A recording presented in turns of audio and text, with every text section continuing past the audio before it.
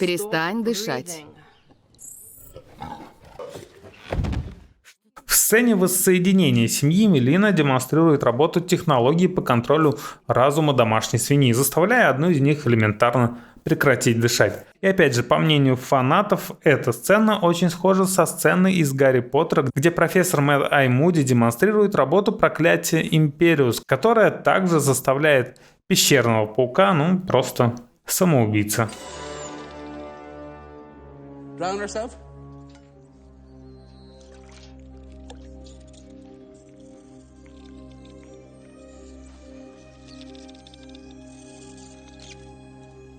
Лично мне кажется, что эта догадка как раз из разряда полного бреда. Контроль разума присутствует во многих фильмах и сериалах. И это далеко не значит, что все они копируют друг друга. Но здесь максимум 2 пещерные свиньи из 10. Тебя отобрала программа, оценивающая генетический потенциал в детях. С твоей семьей договорились, им заплатили.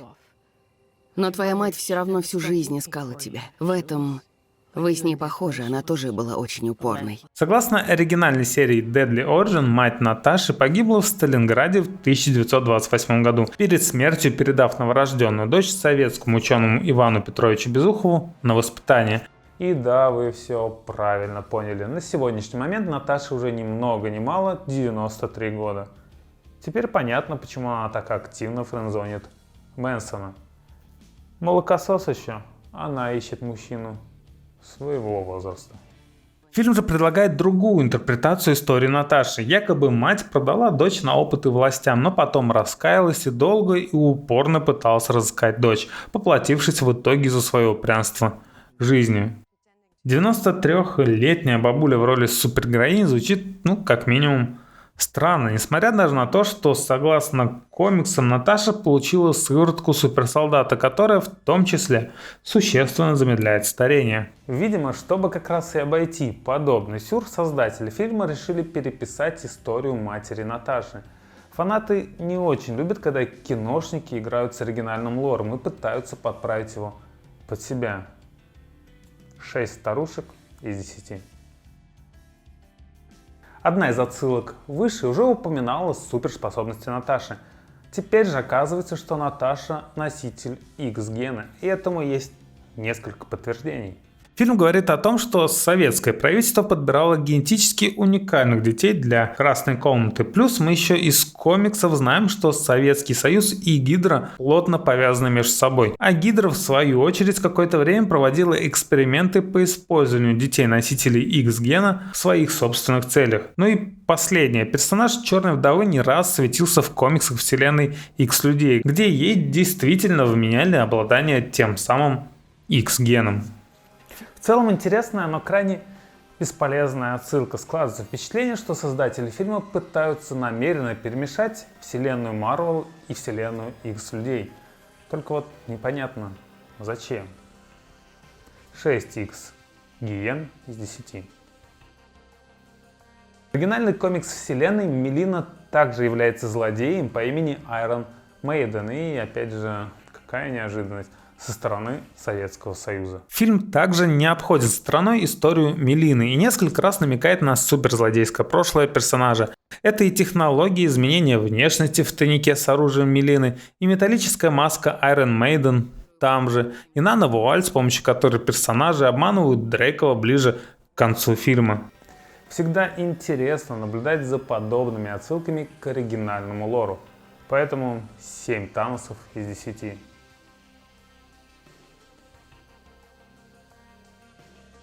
Ладно, раз уж уходишь, тогда возьми на прощание жилетку. Она же так тебе нравится.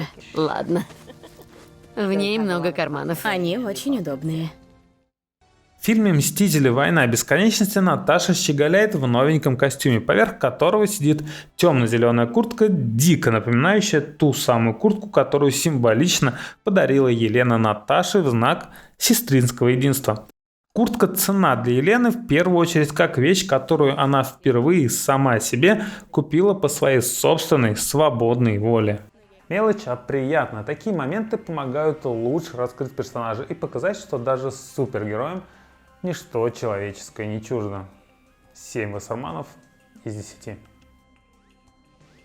Фанаты считают, что концепция красной комнаты базы в облаках была изначально позаимствована из серии комиксов Deadly Origin, где также присутствовал космический дредноут, и он был разработан тем самым Иваном Петровичем Безуховым, чьим подопечным изначально являлась Наташа. Технический дредноут мало чем отличается от геликарриера организации Щит, и практически в том же виде перекочевал и фильм, естественно, с подправленным дизайном и внутренним убранством. Кстати, Безухова в Deadly Origin постигла незавидная судьба. Он окончательно под конец спятил и превратил себя в самого настоящего андроида. Сложно сказать, была ли действительно красная комната скопирована с дредноута. Например, мне она больше напоминает морскую нефтеплатформу. Поэтому здесь максимум 5 андроидов из 10. Нано-вуаль уже упоминалась выше, но вернемся к ней еще раз. Нано-вуаль далеко не первый раз появляется во вселенной Marvel. Она также присутствовала в серии Капитан Америка Зимний солдат, где Черная вдова использовала маску, чтобы сойти за члена Всемирного совета Дженни Агатер. Вуаль также многократно использовалась членами организации Гидра в противостояниях с организацией Щит. Вообще, нано-вуаль достаточно странное изобретение, потому что людей идентифицируют далеко не только по лицу, и даже чаще всего совсем не по лицу. Плюс все мы имеем разный рост, разные изгибы тела, разные повадки, да в конце концов кто-то тупо толще, кто-то стройнее. 4 толстушки из 10. Это боевая поза. Ты позерша. Не позерша я. Ой, да брось. Поза-то, конечно, прикольная. В интервью создатели фильма поделились информацией, что постоянные подколы Елены над Наташей по поводу ее фирменной позы были добавлены в сценарий уже в процессе съемок. В основном потому, что Флоренс Пью, исполнительница роли Елены, подкалывала Скарлетт по этому поводу за кулисами. Вот позерша. Также в фильме можно заметить схожесть между позами Наташи для плаката фильма о Зимнем солдате, положение тела Мелины в образе Наташи на полу камеры и положению тела Наташи после смертельного падения в финале «Мстителей». Было ли это сделано предумышленно, или же режиссеры сцен просто выбрали наиболее эффектную позу для кадра? Заведомо неизвестно. Имха сильно притянута за уши. 5 мертвых пауков из 10. Дрейков использует специальную феромонную защиту, которая не позволяет вдовам причинить вред их создателю. Имха крайне идиотское решение. А ножом?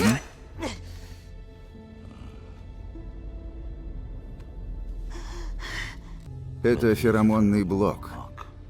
Ты чувствуешь мои феромоны, и это не дает тебе причинить мне какой-либо вред. И действительно, такой способ защиты выглядит, крайне идиотским решением, так как элементарная прищепка для носа решает, просто все проблемы. Да и феромоны распространяются не так уж и далеко, и чудится мне, что Наташа свободно могла бы снести голову Дрейкову, просто находясь в противоположном конце комнаты. Подобная способность феромоновой защиты присутствует как минимум еще у 2 персонажей вселенной Марвел, у Женщины-паука и у Фиолетового человека. В сумме с тем, насколько идиотским является подобный способ защиты и наличием данной способности еще как минимум у 2 супергероев вселенной Марвел, это действительно видится как намеренная отсылка, поэтому 7 прищепок для носа из 10. Минус 2 прищепки за крайний идиотизм решения. Итого 5 прищепок для носа. Дай мне время и деньги, и вот что я достану. В конце фильма Мейсон достает для Наташи Квинджет Мстителя, и она полной решимости воссоединить оригинальную команду отправляется на нем на поиски приключений. В среде фанатов появилась теория, что именно потеря Квинджета заставила Тони Старка сменить своего управляющего активами и нанять на его место Хэппи Хогана в фильме «Человек-паук. Возвращение домой». Хэппи рассчитывает на повышение. Перевод в отдел управления активами. Он был барбосом охраны, а до этого просто водителем. Это был частный. И опять же, учитывая, что скорее всего Квинджет вернется к Мстителям вместе с Наташей, нет никакого смысла перекупать птичку по каким-то своим секретным каналам у какого-то там продажного управителя Тони Старка. Такая странная схема отмыва бабла рано или поздно все равно вскроется. Почему бы в конце концов просто не пользоваться частным самолетом. Короче, очень странное решение и очень неочевидная связь. 4 Боинга из 10. You're not supposed to be bothering me on my holiday time, Valentina. Oh, bothering you? Oh, no. I'm just here paying my respects. Графиня Джулия Луи Дрейфус Валентина Вал Аллегра де ла Фонтен впервые появилась в эпизоде «Правда» мини-сериала «Сокол и Зимний солдат». В этом эпизоде она пыталась переманить Джонни Уокера на службу к некому скрытому работодателю. В «Черной же вдове» она появляется уже после финальных титров и предлагает Елене работу по устранению Хавкея. В фанатском сообществе появилось предположение, что она собирает новую команду по указке некой третьей тайной силы, на которую, собственно, и работает графиня. Она не раз ссылается на свою зарплату как на индикатор уровня власти той самой третьей силы.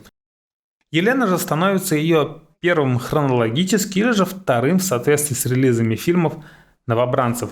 Возможно, в будущем в киновселенной Марвел появится еще одна группа супергероев, возможно, схожих с Темными Мстителями. Есть вероятность, что это и вовсе будут те самые комиксные Темные Мстители, конечно, адаптированные под киновселенную Марвел. Совсем не радует этот уже изрядно заезженный тренд на важные сюжетные повороты после завершающих титров, но сама идея кажется очень занятной и намекает на существование расширенной вселенной. Поэтому 8 темных графинь из 10. Maybe you'd like a shot at the man responsible for your sister's death. Kind of a cutie. И, наконец, нанимая Елену для устранения Хавкея, сценаристы, возможно, задают отдельный вектор развитию ее персонажа. Скорее всего, в качестве следующей Черной вдовы, которая, опять же, возможно, повторит историю Хавкея. Напомню, что Хавкей изначально был направлен устранить Наташу как раз в тот самый Будапешт, а впоследствии отказался от этой миссии и помог даже Наташе сбежать, положив тем самым начало дружеской или даже романтической линии между персонажами. Велика вероятность, что Елена пройдет по тому же пути. Хавкей же еще. Та еще няшка.